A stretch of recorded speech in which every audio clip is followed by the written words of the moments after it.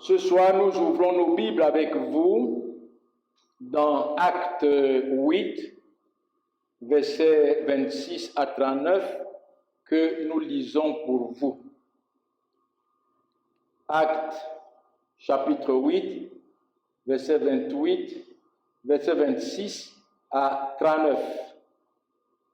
Il est écrit, un ange du Seigneur s'adressant à Philippe lui dit, lève-toi et va du côté du midi sur le chemin qui descend de Jérusalem à Gaza, celui qui est désert. Il se leva et partit. Et voici un Éthiopien, un eunuque, ministre de Candace, reine d'Éthiopie, et surintendant de tous ses trésors, venu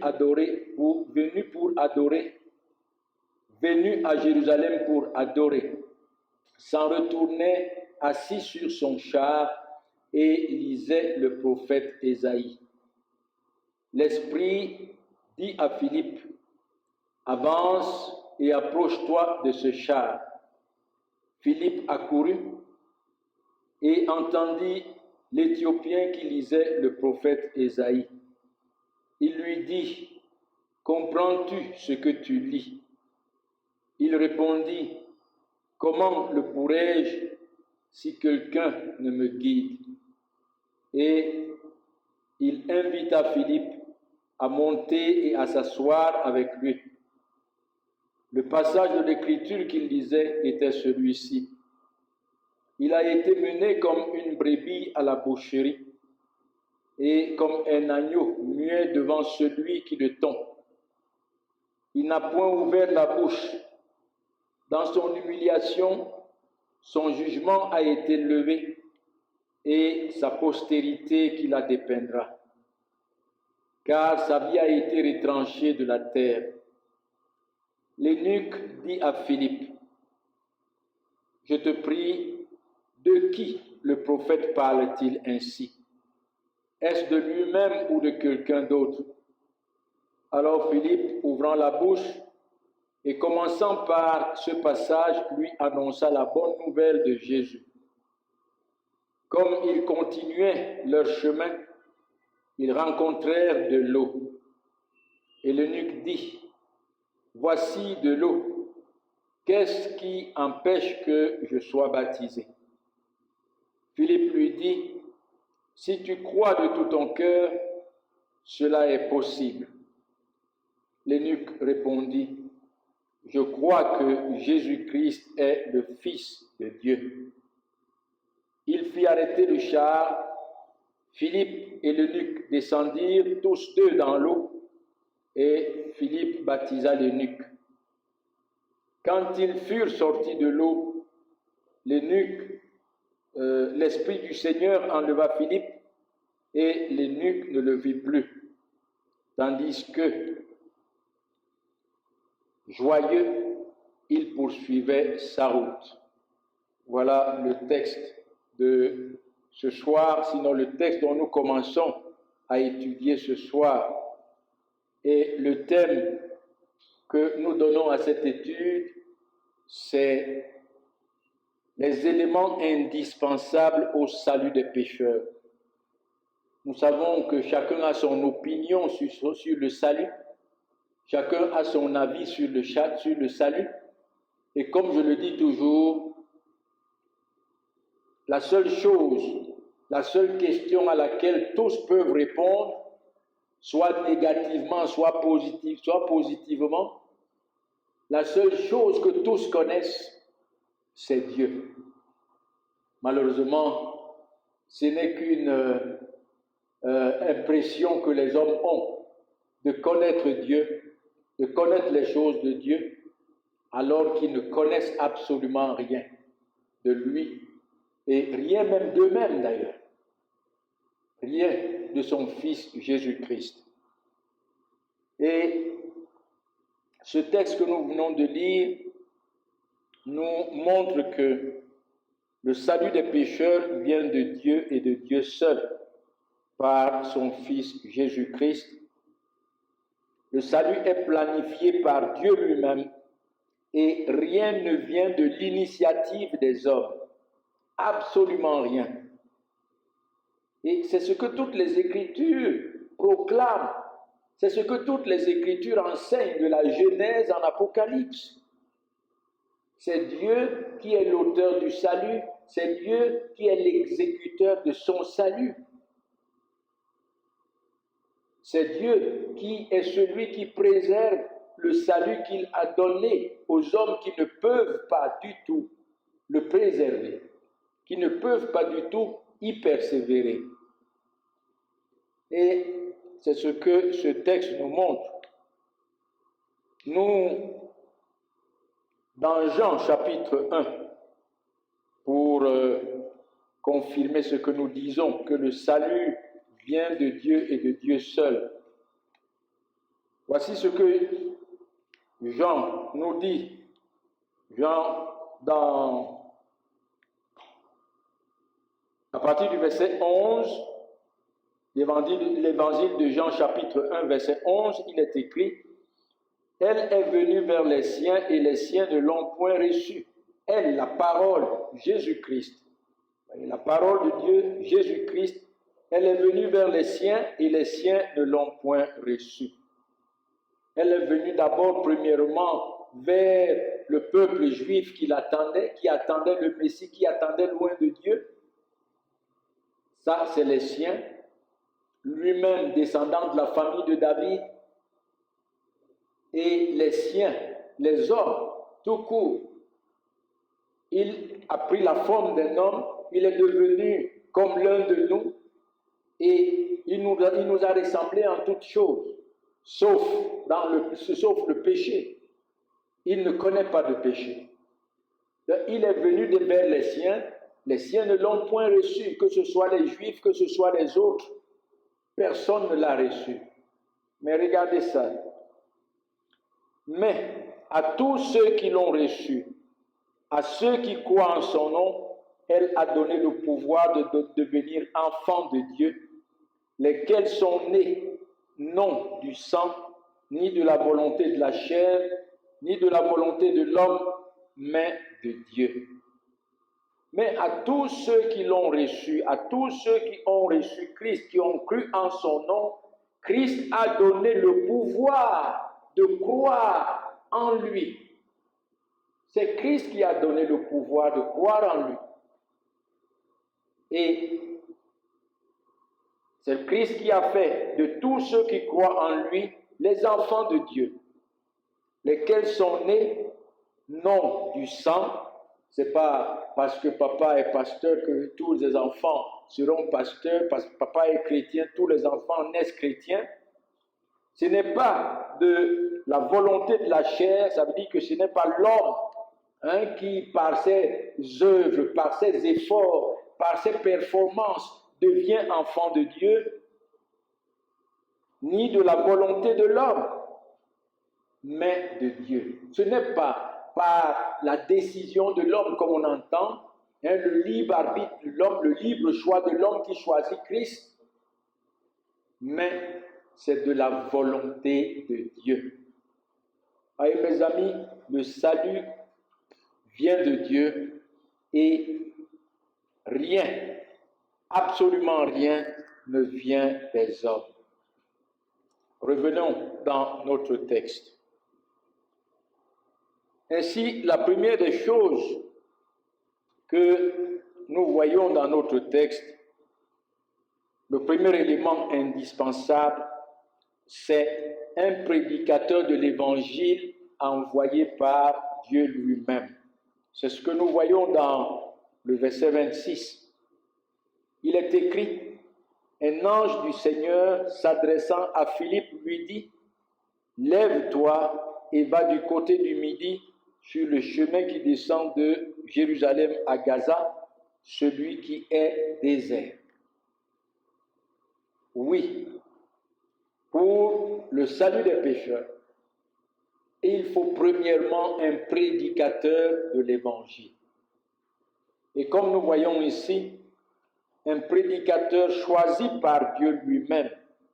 Voyez, l'ange s'est adressé à Philippe de manière personnelle en lui disant, Philippe, lève-toi, va du côté du midi, sur le chemin qui descend de Jérusalem à Gaza, celui qui est désert. L'ange s'est adressé à Philippe personnellement. C'est des hommes, les prédicateurs de l'évangile, les vrais, sont des hommes choisis par Dieu lui-même. Choisis par Dieu lui-même. Voyez, chers amis, le véritable prédicateur de l'évangile, ou bien le véritable prédicateur de l'évangile, n'est pas nécessairement celui-là qui sort d'une faculté théologique et avec des grands diplômes, et que l'on nomme selon son diplôme. On ne dit pas monsieur tel, mais on dit docteur tel. Voilà comment on s'appelle. Et ce n'est pas donc nécessairement ces hommes qui sortent des facultés bibliques avec leur grand diplôme et établis par les hommes. Ils sont établis par les hommes et non par Dieu lui-même. Mais le véritable prédicateur, comme nous le voyons ici à travers Philippe, il est choisi par Dieu lui-même et c'est Dieu lui-même qui l'établit et son diplôme, c'est le Seigneur Jésus-Christ révélé à son cœur par le Saint-Esprit. Voilà le diplôme des véritables prédicateurs de l'Évangile. C'est le Seigneur Jésus-Christ révélé à son cœur par le Seigneur, par le Saint-Esprit. Chers amis, si le Saint-Esprit ne nous révèle pas qui est Christ dans toute sa gloire, dans sa personne divine et dans sa personne humaine parfaite et son œuvre accomplie sur la croix qui seule satisfait à la justice de Dieu par son obéissance et par son sacrifice, nous ne pouvons pas être un prédicateur envoyé de Dieu. Parce que nous allons le voir ici. C'est ça le message du prédicateur. Le message du prédicateur, c'est le Christ crucifié, révélé au cœur par le Saint-Esprit. Ce n'est pas les diplômes, mais c'est le Seigneur Jésus-Christ. Lisons-le dans Galates chapitre 1. Vous voyez, l'apôtre Paul parle de lui-même dans le livre de Galates. Et il nous montre le diplôme que Dieu lui a donné afin qu'il aille annoncer l'évangile. Il dit dans Galates chapitre 1, à partir du verset 13, il revient dans son passé. Il dit, vous avez su en effet quelle était autrefois ma conduite dans le judaïsme, comme je persécutais à l'outrage et ravageais l'Église de Dieu, et comment j'étais plus avancé dans le judaïsme que beaucoup de ceux de mon âge et de ma nation, étant animé d'un zèle excessif pour les traditions de mes pères. Mais voici la différence.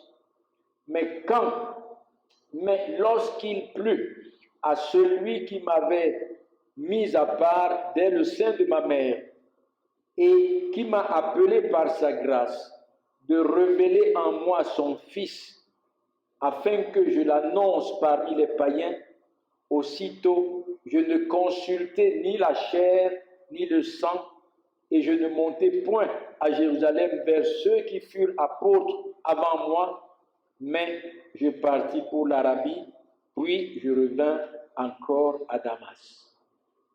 Voilà le diplôme que Dieu avait donné à l'apôtre Paul.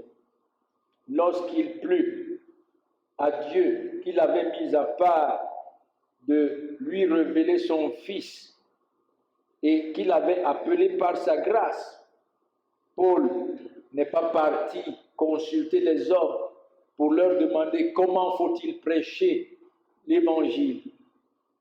Qu'est-ce qu'il faut que j'annonce dans mon message? Il n'est pas parti non plus même consulter ceux qui étaient des apôtres avant lui. Il n'est pas parti dans une école biblique, mais il est parti directement pour proclamer le Christ crucifié. Et c'est lui qui dit aux Corinthiens, il dit, je n'ai eu parmi vous aucune autre pensée que Jésus-Christ et Jésus-Christ crucifié. Vous voyez mes amis, c'est ça le diplôme du véritable, en fait, du prédicateur envoyé par Dieu lui-même. C'est pourquoi dans Ésaïe, il est dit qu'ils sont beaux les pieds de ceux qui annoncent de bonnes nouvelles. Quelles sont ces bonnes nouvelles? C'est le Seigneur et Sauveur Jésus-Christ et son œuvre accomplie sur la croix, qui, par son obéissance et sa vie parfaite, son sacrifice, a payé le prix du péché, il a payé la dette du péché de son peuple et il a réconcilié son peuple avec Dieu. Il a justifié son peuple. Il a donné à son peuple un plein et parfait pardon des péchés. Il a donné à son peuple la vie éternelle. Voilà les bonnes nouvelles. Voilà les bonnes nouvelles. Et croyez-moi, chers amis, si ce n'est pas ces bonnes nouvelles qui sont en Jésus-Christ qui vous réjouissent, si ce n'est pas ces bonnes nouvelles qui sont en Jésus-Christ qui vous épanouissent, alors vous êtes l'homme le plus malheureux de ce monde. Et il ajoute encore qu'ils sont beaux les pieds de ceux qui annoncent la paix. Oui, les véritables prédicateurs de l'Évangile. Ils annoncent la paix avec Dieu, qui découle de la croix de Christ, comme nous pouvons le lire dans Colossiens chapitre 2, non, Colossiens chapitre 1, à partir du verset 19. Il est écrit,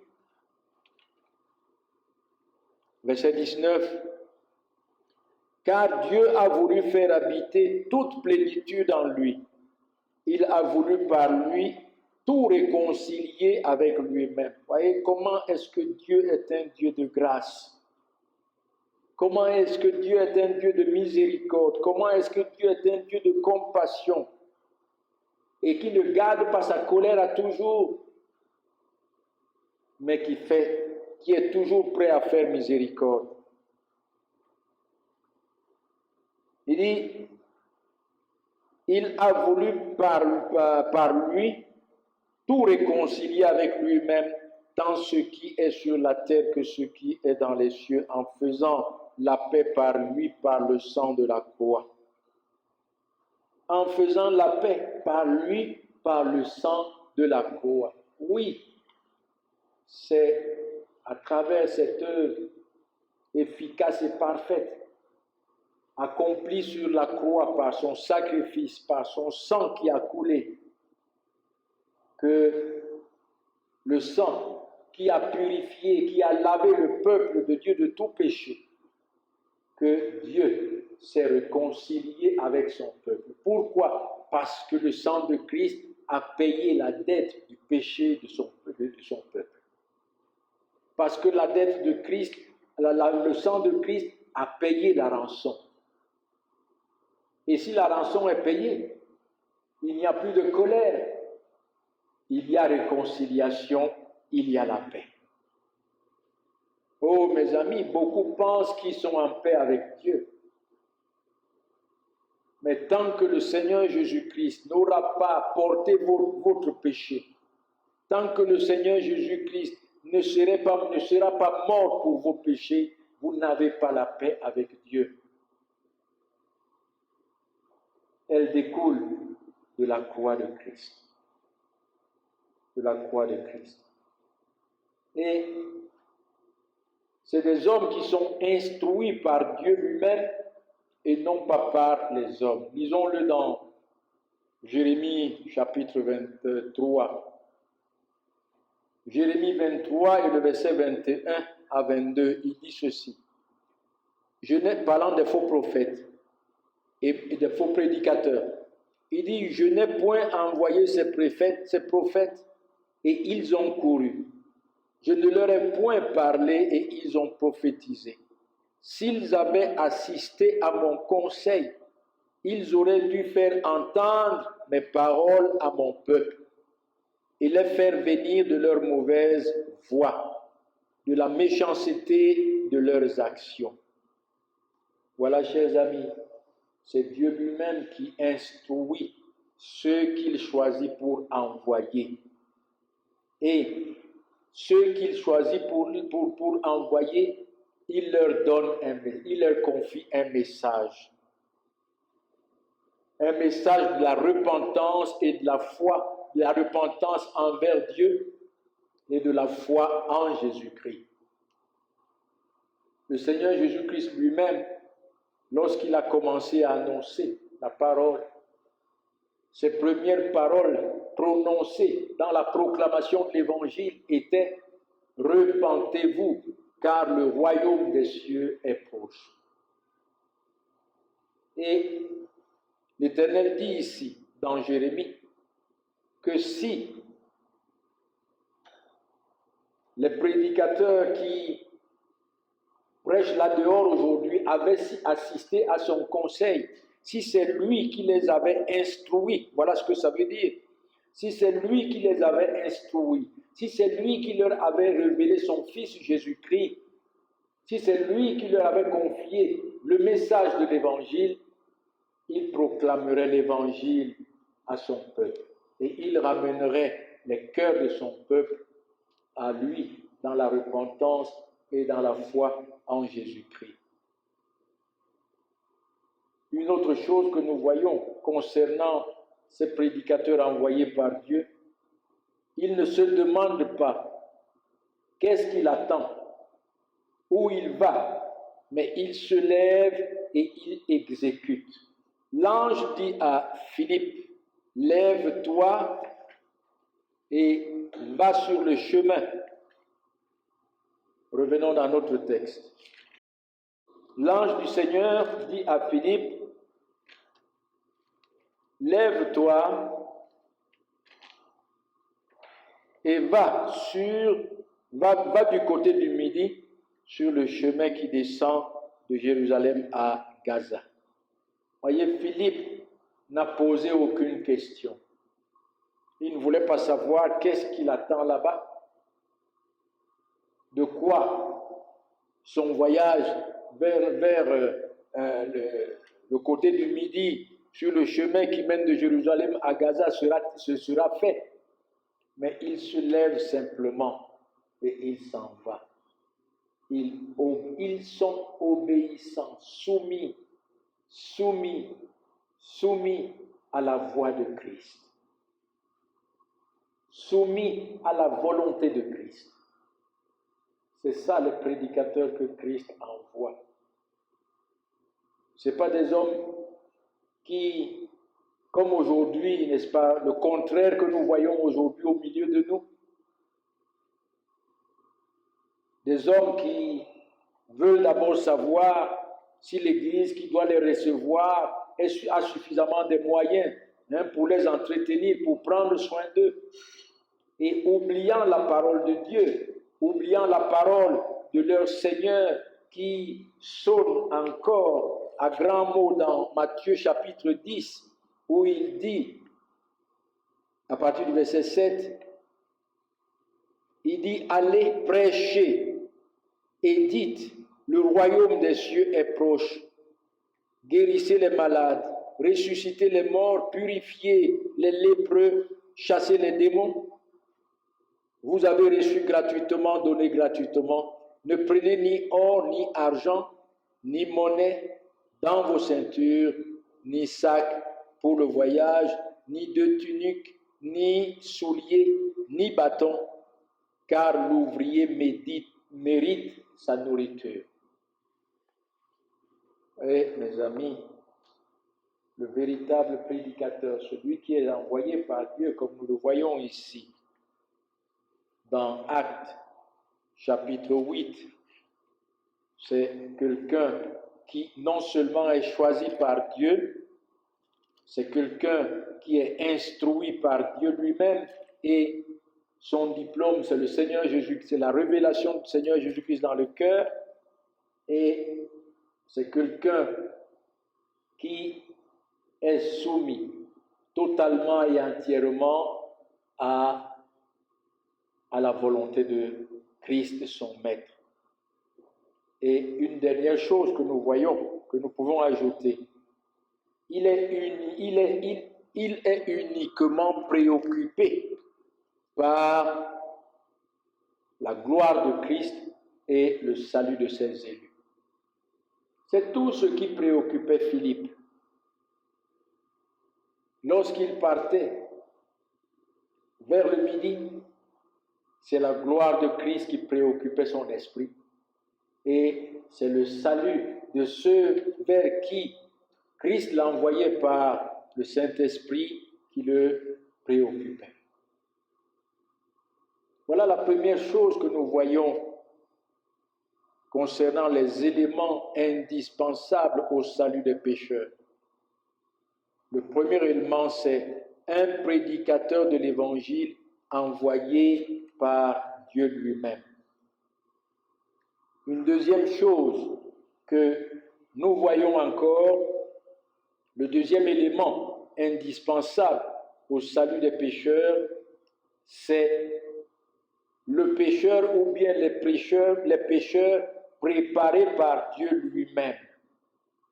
C'est ce que nous voyons dans ce texte, versets 27 à 29. Philippe se leva et partit, et voici un Éthiopien, un eunuque, ministre de Candace, reine d'Éthiopie, et surintendant de tous ses biens, venu à Jérusalem pour adorer. S'en retournait assis sur son char, il lisait le prophète Ésaïe. Voilà un homme qui était parti à Jérusalem adorer, selon la religion, selon la loi de Moïse, mais qui rentrait chez lui après ce pèlerinage, mais que Dieu avait préparé pour recevoir l'Évangile.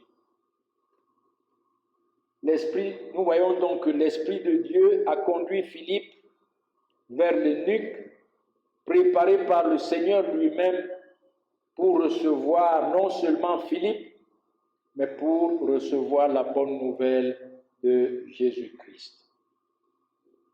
Chers amis, si le Seigneur lui-même ne dispose pas les cœurs des hommes morts dans leurs péchés, si le Seigneur lui-même ne fait pas grâce aux hommes morts dans leurs péchés, ils ne sont pas prêts à recevoir les prédicateurs de l'Évangile, encore moins le Christ crucifié que ces prédicateurs leur annoncent, leur proclament. Je sais de quoi je parle. Je sais de quoi je parle.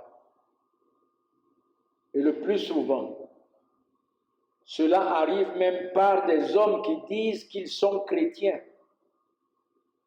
qui ferment leur cœur, qui ne sont pas prêts à recevoir le prédicateur de l'Évangile, qui ne sont pas prêts à recevoir le Christ crucifié proclamé pour le salut des pécheurs.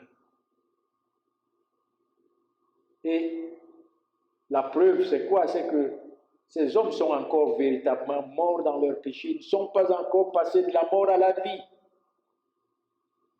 Parce que celui qui est passé de la mort à la vie a toujours soif de l'Évangile. Il a toujours soif d'entendre proclamer la gloire de Christ, la gloire de sa personne, la gloire de son œuvre. Il a toujours soif d'entendre ces bonnes nouvelles, ces bénédictions qui découlent de la croix de Christ.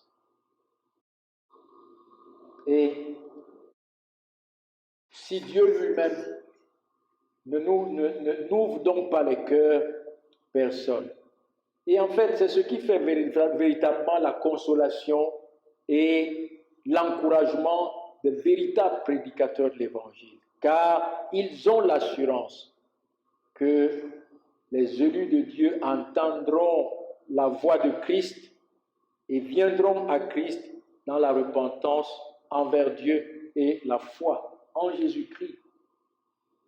Parce que préparés par Dieu pour recevoir le Seigneur Jésus-Christ. Et c'est ce que nous lisons dans Jean 6, ce passage que nous lisons régulièrement. Dans Jean 6, verset 35 à 37, il est écrit, Jésus leur dit, je suis le pain de vie. Celui qui vient à moi n'aura jamais faim, et celui qui croit en moi n'aura jamais soif. Mais, je vous l'ai dit, vous m'avez vu, et vous ne croyez point. Voici le témoignage de Dieu contre le cœur de l'homme. Voici le témoignage de Dieu contre le cœur de l'homme. Et à qui est-ce que le Seigneur Jésus-Christ parlait ici? Pas aux hommes que nous appelons païens, mais aux religieux juifs qui disaient qu'ils connaissaient Dieu, qui disaient qu'ils avaient la parole de Dieu et qu'ils obéissaient à cette parole de Dieu. Malheureusement, cette parole de Dieu ne leur annonce autre chose que le Christ et Christ crucifié. Cette parole de Dieu ne leur annonce, c'est dans l'Ancien Testament qu'ils avaient, ne leur annonçait autre chose que le Seigneur et Sauveur Jésus-Christ. Mais maintenant, le Seigneur et Sauveur Jésus-Christ est devant eux. Et personne n'y croit. Mais voici la différence. Le Seigneur Jésus-Christ dit, à partir de verset 35, plutôt verset 37. Il dit, tous ceux que le Père me donne viendront à moi, et je ne mettrai pas dehors celui qui vient à moi. Tous ceux que le Père me donne. Qu'est-ce que cela veut dire? Tous ceux dont le Père a préparé les cœurs à me recevoir. Tous ceux dont le Père a préparé les cœurs à croire en moi viendront en moi, et je ne mettrai pas dehors celui qui vient à moi, celui dont le Père a préparé le cœur et qui croit en moi. Et dans Jean 10, c'est encore la même chose. Verset 26 à 28, le Seigneur Jésus-Christ dit,